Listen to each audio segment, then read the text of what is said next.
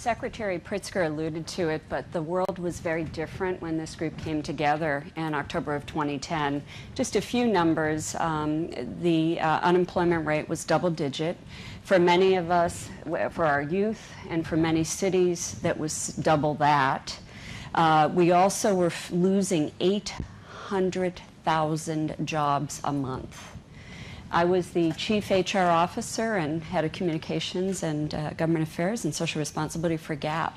So you can imagine every part of our economic system was affected, and there wasn't a family, and I'm sure that's true for everyone here, who didn't have a family member who was losing their job.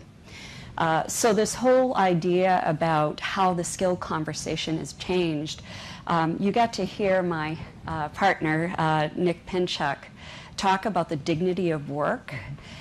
In 2010, when we came together, it was a group of extraordinary leaders who said, you know, we are going to have to get through this together.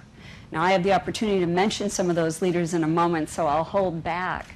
But the enthusiasm and the passion to say every one of us has something to bring, whatever it is. If you have job skills training, you saw our McDonald's partnership.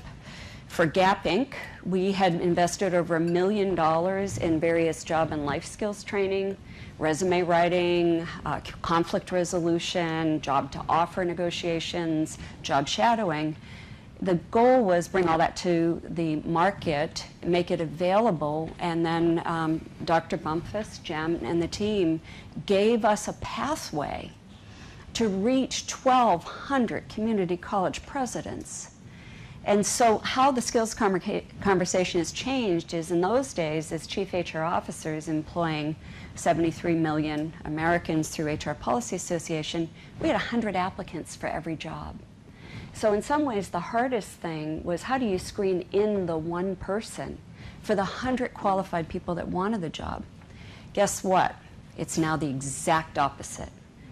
Every CEO, and I'm spending a lot of my time looking at the future of work, is saying, how do I fill my jobs? If I don't fill these roles, and Nick talked about our middle workers, our retail workers, our skilled workers, I can't compete.